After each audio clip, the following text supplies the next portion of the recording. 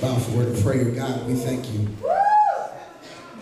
for the marvelous thing that you've done for us. That you thought enough about us in 2019 to send your son over 2,000 years ago to die for our sins, to show us how to live and how to walk and how to talk, to then be resurrected early on the first day of the week, that we might know that we can live in the power of that resurrection. We can live lives that glorify you.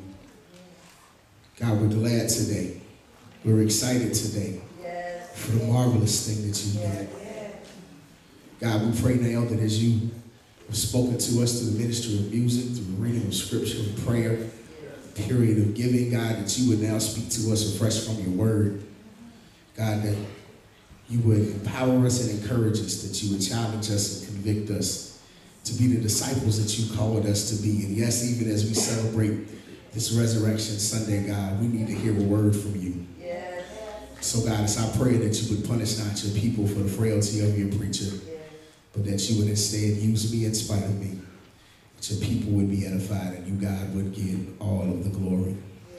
It is in the mighty and the matchless name of Jesus, who is the Christ, our risen Savior, we pray. And all God's people said amen. Amen. Amen. Amen.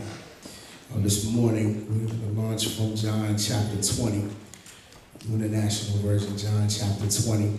I'm grateful for our ministry of music for leading us in such a marvelous way this morning. Amen. Amen. Amen. And for ushering us to this moment of hearing what the Lord has to say unto us. Gospel of John chapter 20, beginning at verse number 11. The New International Version. It's on your screen. If you found it in your own personal Bible, say amen. Amen. Amen. You'll find these words written. Now Mary stood outside of the tomb crying. As she wept, she bent over to look into the tomb and saw two angels in white seated where Jesus' body had been, one at the head and the other at the foot. They asked her, "Woman, why are you crying?" "They have taken my Lord away," she said, "and I don't know where they have put him." At this, she turned around and saw Jesus standing there, but she did not realize that it was Jesus. He asked her, "Woman, why are you crying? Who is it you are looking for?" Thinking he was the gardener, she said, "Sir, if you have carried him away, tell me where you have put him, and I will get him." Jesus said to her, "Mary."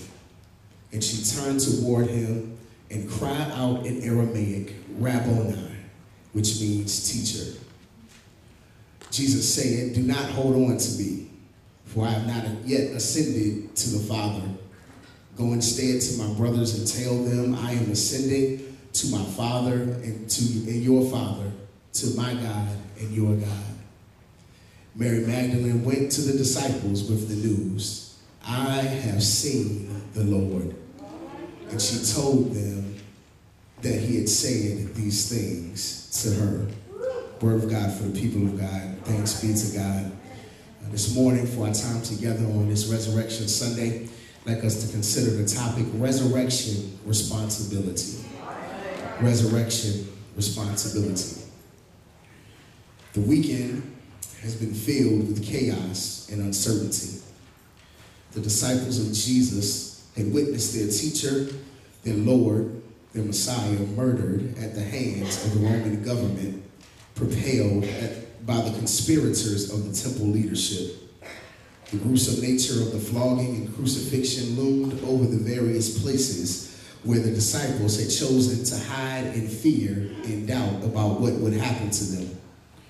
Even those who were present at the foot of the cross recall the hasty manner in which their rabbi's remains were removed to the borrowed tomb that had been secured. There was no time to properly anoint and prepare the body of Jesus for entombment. There was only enough time to wrap him in the burial shroud and get him to his resting place. The anxiety of those who loved Jesus dearest and deeply was palpable as the Sabbath began on that Friday evening. The tension of the moment was thick as 3 years of conversations and experiences were replayed in the minds and the hearts of Jesus' close circle of family and friends. All the times he said he had to die.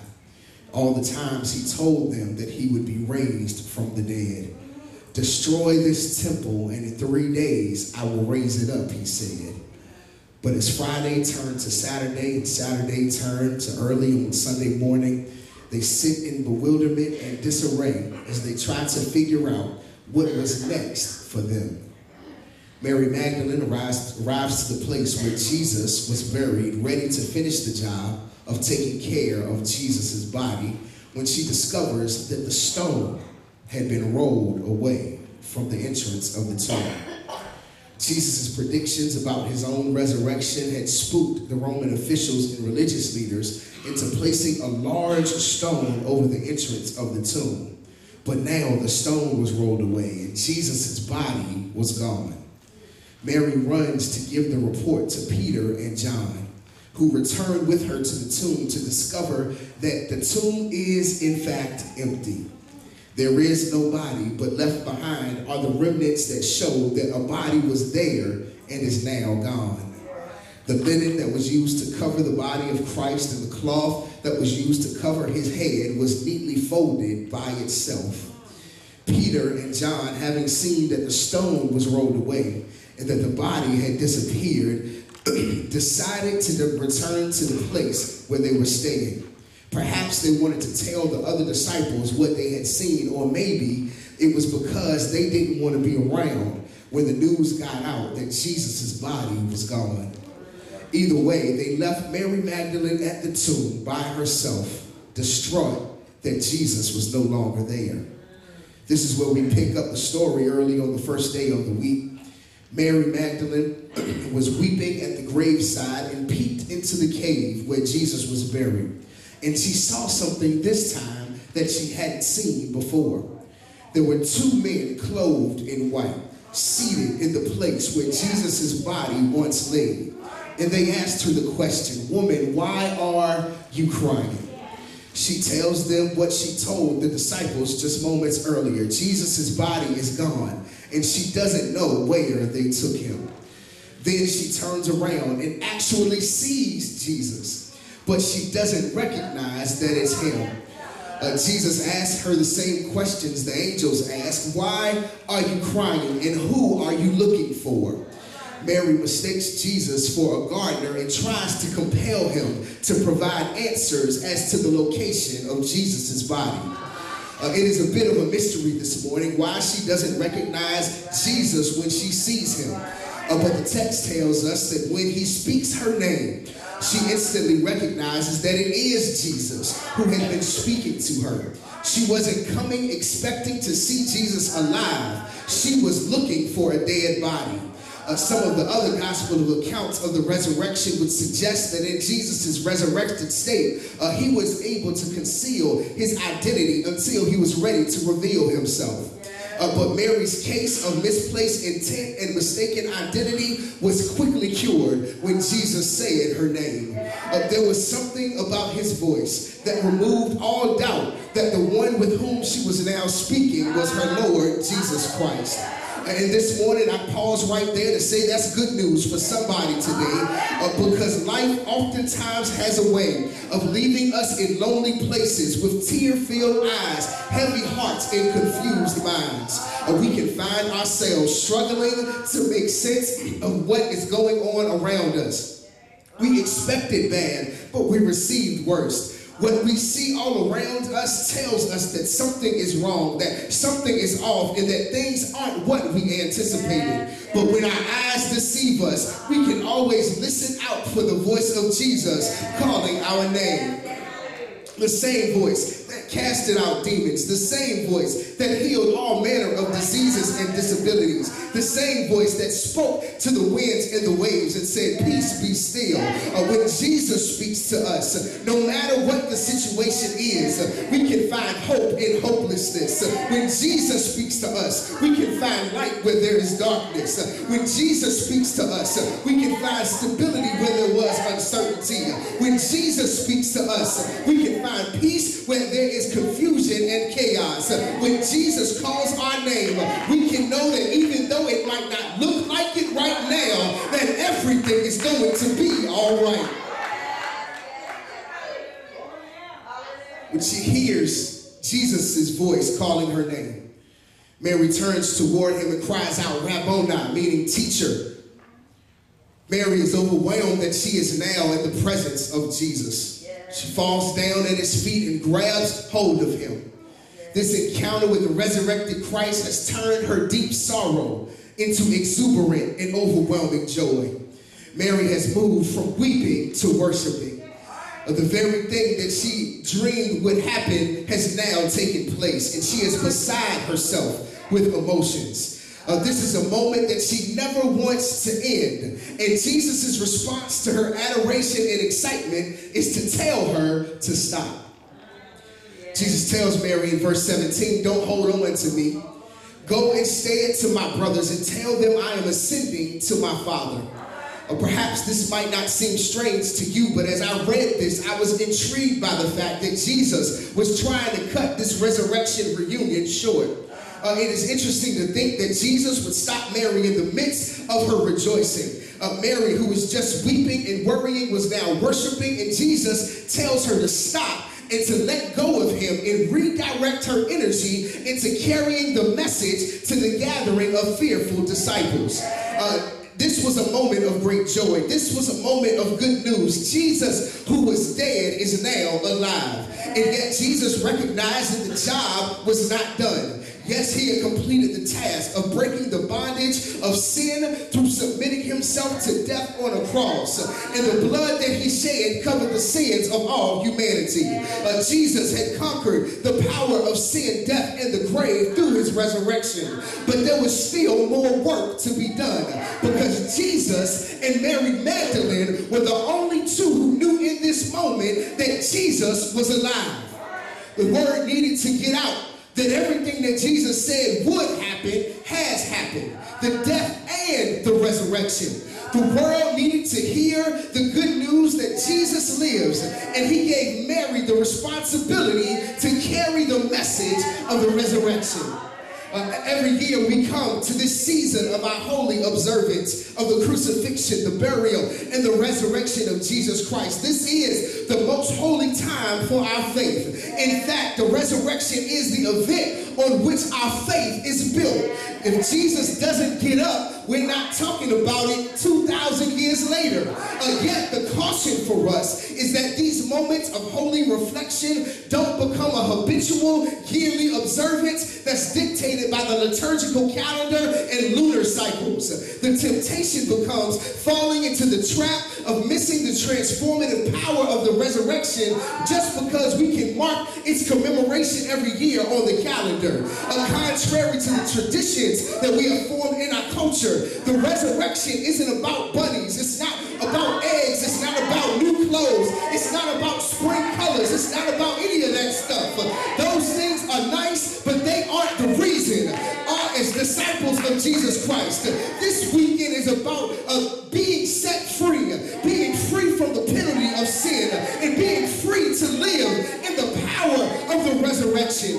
For too many of us, the resurrection becomes the stopping point of our walk with God. We want to spend time at the feet of the resurrected Christ, embracing him for ourselves. And we forget that when Jesus died and rose again, he did it for more than just you and me. He did it for everybody. The resurrection is the foundation on which our faith is built. It is the place where our faith begins. It is the fuel that propels our faith journeys. But if we always stay at the feet of Jesus, then we never get to live out or live in the power of the resurrection.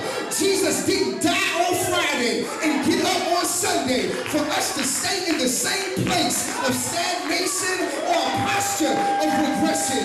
We don't grow as disciples of Christ by solely sitting at the feet of Jesus. Gathering at Jesus' feet is necessary. That's why we come to worship on Sundays. But we ought not be guilty of mistaking our worship for the work that God has called us to do, or mistaking the work for our worship. They're not interchangeable, but they're interdependent parts of our discipleship journey. The same hands we lift and clap in worship are the same hands that ought to be engaged in the work of God's kingdom. Our work is powerless without our worship, and our worship is meaningless without our work. And perhaps one of the most important aspects of Jesus' resurrection isn't just a time of worship, but that it comes with the responsibility of continuing the work of expanding the kingdom of God into the world. So then this morning, what are the responsibilities of the resurrection? Well, the first responsibility the text points to us is there's a responsibility of expectation. Mary came to the tomb looking for a dead body. She responds to both the angels in verse 13 and Jesus in verse 15 with statements that let us know that what she expected to find at the empty tomb was the decaying body of Jesus. Resurrection was the furthest thing from her mind. In other gospel accounts of the resurrection, it says that she came to the tomb with proper spices that were used in the burial tradition of first century Judaism. John even makes a note that she looked right at Jesus and didn't realize it was him. Could it be that she didn't recognize him because she didn't expect to see him there alive?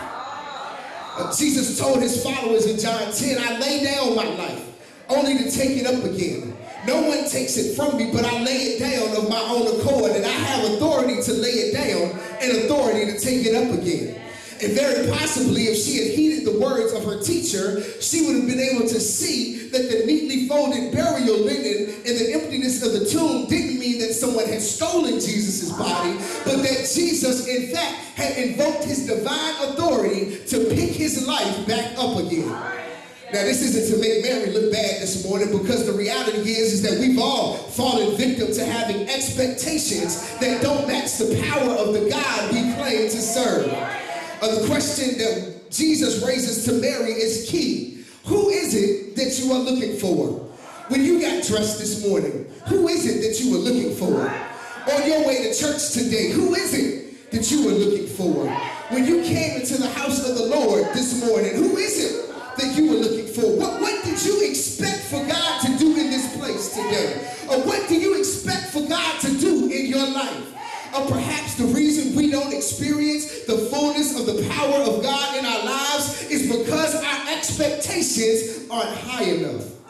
It's hard to live and experience in the things that we don't expect to see. When we expect to see something, we prepare for it. Text, Mary was expecting to see a dead body, so she brought spices with her to the tomb. But because of our low expectations, we don't prepare for God to move among us in the manner that God desires. Our expectation drives our preparation. We expect to see the same folks we saw last Sunday. We expect to deal with the same old issues we've been dealing with on our jobs, in our homes, and in our communities. We expect things to always go as they have always gone and leave little room for the Lord to move in our lives. We think we know what God is going to do, and we can find ourselves not ready to receive what God has for us. But here is the good news of the resurrection this morning, that in spite of our undersized expectations, we serve a God that is ready to blow our minds by doing the unexpected. When they took Jesus down off the cross on Friday afternoon, they didn't expect that God would raise him from the dead. The Roman politicians, the temple leaders, and even those who followed him closely weren't looking for Jesus to get up out of the grave on that first day of the week. But is there anybody here this morning that's glad that God will show up in unexpected places? Is there anybody here today that's glad that God will show up in unexpected ways? Is there anybody here today who is glad that God is ready to exceed any expectation we might have? The Bible says that God will do exceedingly abundantly above all we could ever ask or think. In fact, we should have open of what God will do. Don't ever box God into the limits of your mind. Don't ever box God into the limits of your experience. We should have limitless expectations for what God will do for us and through us. In fact, this morning our prayer ought to be, God, open my heart. God, open my mind. God, open my eyes to the unlimited possibilities of your power. Because when Jesus got up that first day of the week, he proved that God can do anything but fail. God is able to bring victory out of defeat. God is able to bring love out of hate. God is able to bring life out of death. God is able to bring salvation out of separation. And now we can live with the expectation that the same power that resurrected Jesus can resurrect the dead places in our lives, the dead places in our churches, the dead places in our families, the dead places in our communities, and the dead places in our world. We got the responsibility of expectation.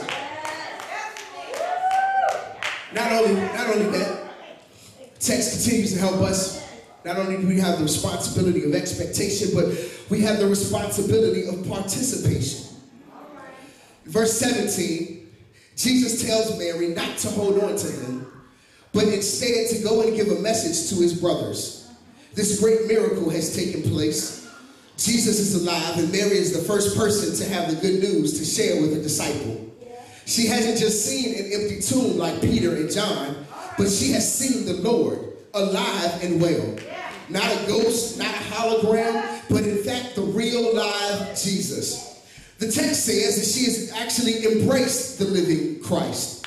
Instead of basking in this embrace, Jesus tells her to let him go and to carry the message to his disciples. Jesus asked her to participate in sharing the message. This is something that he did not have to do. We see later in chapter 20 that when Jesus meets the disciples, he comes into a home in a room where all the windows and doors were closed and locked. Whatever the properties of his resurrected body were, we do know that you could touch him, but he was also able to move through silent manner. Jesus could go anywhere and appear to anyone at any time, yet he chooses to include Mary Magdalene in the process of getting the word out to the world that Jesus is alive. This is significant this morning because of the history of Mary Magdalene. First of all, y'all, she was a woman. Somebody say she was a woman. This is important because women in the first century didn't have a right to carry a message or speak on behalf of their teacher. In fact, they weren't even able to sit in the same places as men for teaching and learning. Women were among the marginalized in a patriarchal, male-dominated society. Also, the Gospels of Mark and Luke tell us that Mary had been delivered from demon possession by Jesus. Her story was that she was an outcast of the highest order, a woman who had been dealing with demon possession. And yet Jesus accepted her, Jesus taught her, and Jesus chose her to participate in carrying the good news to the disciples. If Christian preaching is centered on the telling of the good news that Jesus lives, then she was the first one to do it. And if this person that others criticized was qualified to carry the message by Jesus, then what is your excuse? There is nothing, hear me today, there is nothing that you have done that Jesus doesn't know about and can't handle, heal, or help. And this is why there is no excuse as to why any of us can't participate in telling somebody the news that Jesus lives. You're not too old, you're not too young, you're not too rich, you're not too poor, you're not too broken, you're not too damaged, you're not too dysfunctional. If you let the power of the resurrection transform your life, then you can tell the story that God so loved the world that he gave his only begotten Son, that whosoever would believe in him will not perish but have everlasting life. There is work to be done. And Jesus has chosen the person that's sitting in your seat today to do it. lives. And now Jesus wants you to participate in the mission. Y'all know what the mission is, right? To go ye therefore and teach all nations, baptizing them in the name of the Father, in the name of the Son, in the name of the Holy Spirit, teaching them to observe all things whatsoever he has commanded you. Because what will matter at the end of the day is not how long we were in worship, but did we impact people's lives with our work for the kingdom. We can shout, we can wave our hands, we can say hallelujah all we like, but if we don't ever reach out to those who need to experience the transformative power that raised Jesus from a borrowed tomb, then it's all for nothing.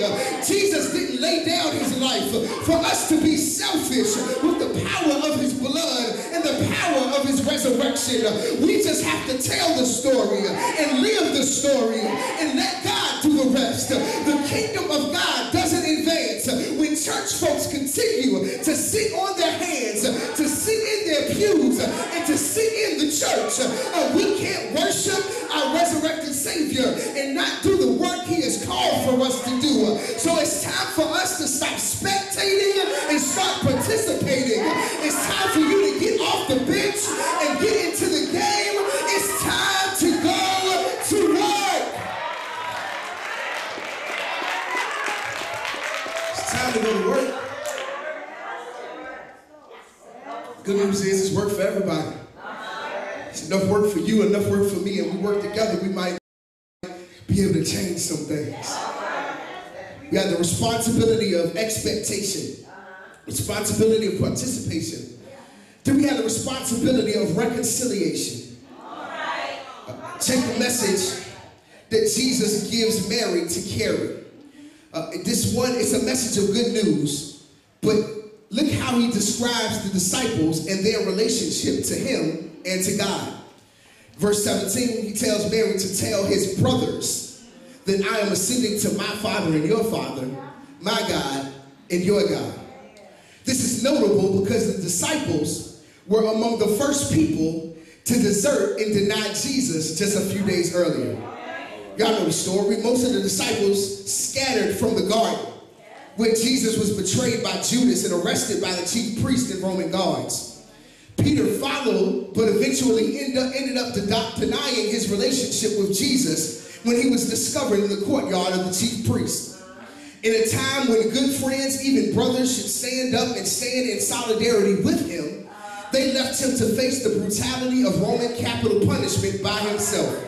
And y'all, with friends like that, who needs enemies? But Jesus tells Mary to tell his brothers, not his disciples, not his friends, not that crew of guys that left him hanging, but to tell his brothers. And because he has promoted them to family status in spite of their lack of devotion, it means that they are not just his brothers, but they are also God's sons.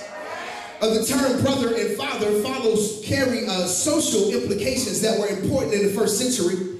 The sons were the ones who would inherit the wealth of the father. It was the eldest son who would get a double portion of the inheritance, and then the other sons would have a single portion. The brothers were responsible for taking care of the other brother's family in the case that a brother passed away. This means that the wife, the family, and the wealth of a deceased brother would pass on to the next brother in order to keep the family line intact. This is important because it reminds us what Paul says about our relationship with God in Romans 8. He says this, this resurrection life you receive from God is not a timid grave-tending life. It is adventurously expectant, greeting God with a childlike, what's next, Papa? God's Spirit touches our spirits and confirms who we really are. We know who He is and we know who we are. Father and children. And we know we are going to get what's coming to us, an unbelievable inheritance. We go through exactly what Christ goes through. If we go through the hard times with Him, then certainly we're going to go through the good times with Him. And that's good news about the resurrection when we consider that not only did it raise Jesus from the grave, but it reconciled us to God. Jesus told the folks that had left him hanging in his hour of greatest need, the ones who were ashamed to claim him, the ones who were scared to be associated with him, the ones who placed their own need to preserve themselves ahead of helping their teacher, he told them that they were God's sons and his brothers. And if we were honest with ourselves, even the very best of us who believe that we dot every I and cross every T, we are just as jacked up and messed up as the folks who actually live and walk with Jesus. Y'all, we leave Jesus hanging all the time by the way we act towards one another. We leave Jesus hanging all the time by the way we live and behave as if there's no God except for when we show up for a couple hours on Sunday morning. We leave Jesus hanging all the time by the way we show up dressed nice and praising on Sunday, but don't do our lips to talk about or to Jesus the rest of the week. And if Jesus, by the power of his resurrection, reconciled and restored them, then the same reconciliation power is available to us, not just on Easter Sunday, but every day. Because of the resurrection of Jesus, we have the power to live as heirs to the unlimited resources of a powerful God. Because we are God's children, we can live free from the power of sin because of the blood of our big brother Jesus Christ. And that should make you glad today. That's a reason to shout today, because God loved us enough to send Jesus to bridge the gap so that we could be reconnected with a God who loves us, a God who cares for us, and a God who wants the best for us. We have the responsibility of expectation, the responsibility of participation, responsibility of reconciliation, and finally this morning we have the responsibility of inspiration. Mary had been given her charge. Her exuberance and excitement was redirected towards telling the disciples what she had experienced. At the tomb in the garden, she was obedient to what Jesus told her to do. And in verse 18, she went to the disciples and told them, I have seen the Lord. And in fact, it's because she told them this story that we have the accounts of what happened at the resurrection included in all 4 of the Gospels. And it's because of Mary Magdalene and her taking seriously her responsibility to share a simple message with the disciples. I have seen the Lord. That simple message inspired the disciples. It brought hope to a hopeless band of brothers. It pushed forward the movement of the Christian and the ministry and the mission of Jesus Christ. Mary told the story. Matthew tells the story. Mark tells the story. Luke tells the story. John tells the story. Peter tells the story. And 3,000 came to Christ in one day. Paul tells the story. And churches are spread all throughout the region of Asia Minor. Other disciples tell the story. And it reaches out to the uttermost parts of the world. In fact, somebody told you the story. And now it's your turn to tell the story. And when we make it our business to tell the story, we never know the seeds of inspiration that we are planting. If the Lord has saved you, your testimony ought to be the same as Mary's. I have seen the Lord. I wasn't at the empty tomb. I was at church one Sunday. The Lord found me on my hospital bed. I've seen the Lord. I found him in the club late one night. I've seen the Lord. I found him when I was out doing whatever I was big and bad enough to do. I've seen the Lord. And that's our resurrection responsibility, to tell the old story that Jesus came down through 40 and 2 generations to show us how to walk right, to show us how to talk right, to show us how to live right, to show us how to love right. He healed the sick. He opened blinded eyes. He made the lame to walk. He cast the demons out of those who were possessed. He raised the dead. He came down to be a bridge over the gap between God and humanity. And because he was the perfect sacrifice, on one Friday he was beaten and bloodied. On one Friday he was nailed to an old rugged cross. You know the story. They hung him high and they stretched him wide. They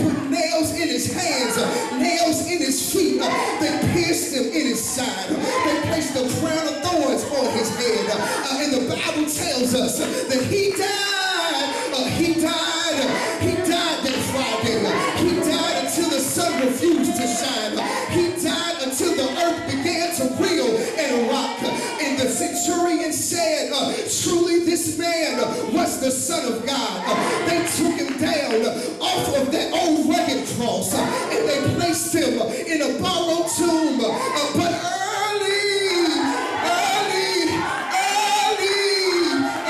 on Sunday morning, he got up with all power in his hands. And because he got up with all power, we can live in power.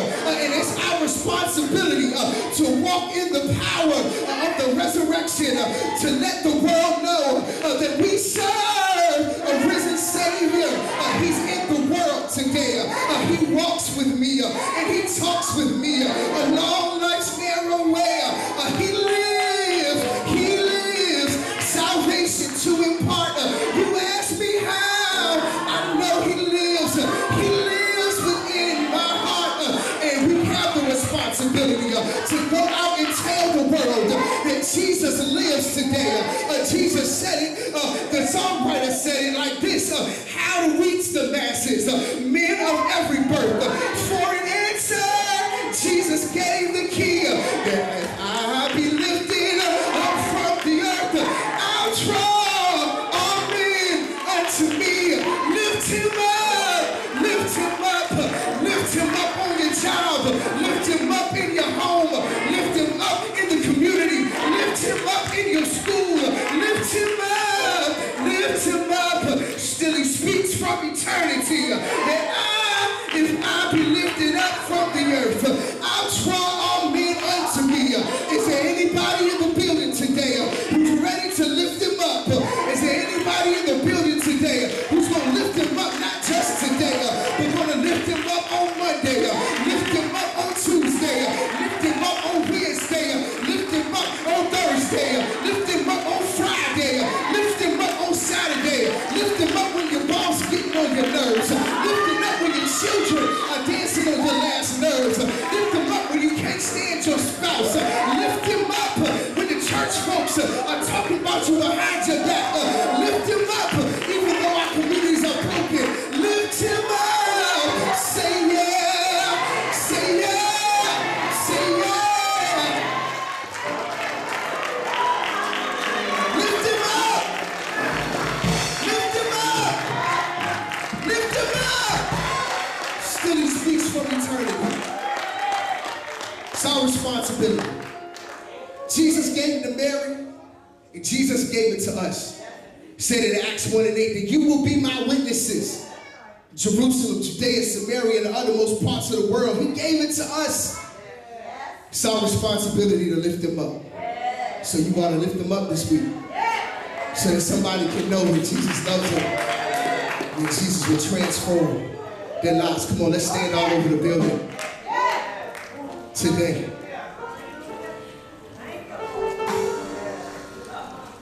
We want to invite somebody today into this relationship with Christ.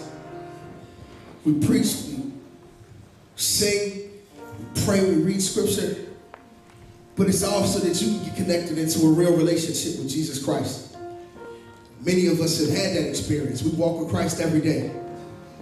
But it's important for us to extend this opportunity to someone who doesn't know him as the pardon of your sins, who doesn't know him as the power of your life. And so we invite you today to come to admit that you are a sinner, to believe that Jesus lived, that he died, that he rose again. To confess that Jesus Christ is the Lord or the leader of your life. I believe, and I'm a witness, that Jesus makes the difference. And I'm sure there are many others who can tell you their story of how Jesus has changed their life. So we invite you to come get connected. What a better day. What a great day to do this. To get connected to Jesus on Resurrection Sunday, the day that he got up for you and for me. We invite you to come to rededicate your life to Christ, to reestablish that relationship with Jesus today. If that's you, won't you come? You've been off the path, you've been walking, doing your own thing for a little while, but you know with Christ is where you need to be. Won't you come today?